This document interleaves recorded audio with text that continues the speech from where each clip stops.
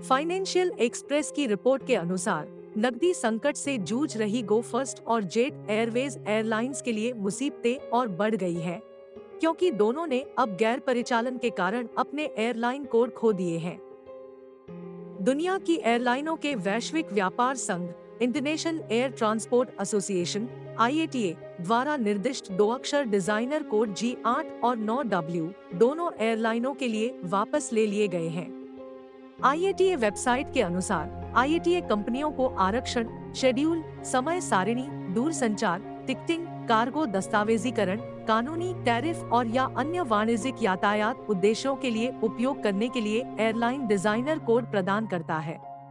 किसी कंपनी के लिए IATA 2 अक्षर पदनाम के लिए पात्र होने की आवश्यकताओं में से एक यह है कि एयरलाइन को संचालन करना होगा।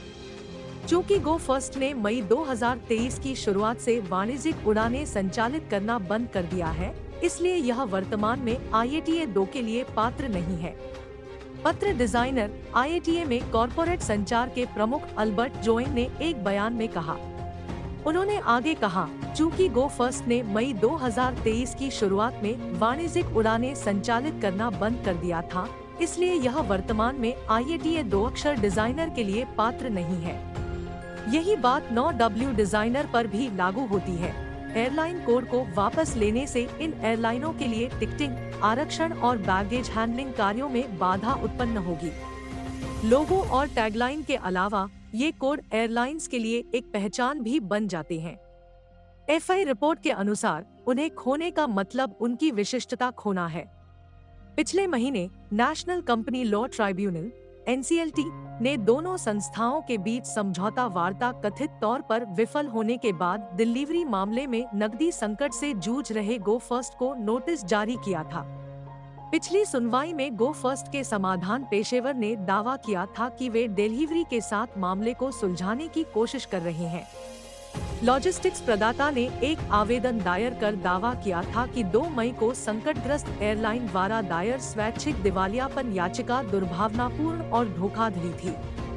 डिलीवरी के वकील ने कहा कि ट्रिब्यूनल द्वारा नोटिस जारी करने और वकील को जवाब देने के लिए 2 सप्ताह का समय दिए जाने के बावजूद गो फर्स्ट के समाधान पेशेवर द्वारा जवाब दाखिल करने में 10 सप्ताह की देरी हुई।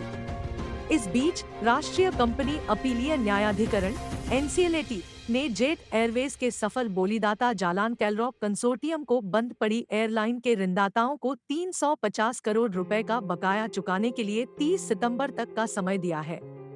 ट्रिब्यूनल ने प्रदर्शन बैंक गारंटीड से 150 करोड़ रुपए को 350 करोड़ रुपए के भुगतान में समायोजित करने की कंसोर्टियम की याचिका भी स्वीकार कर ली।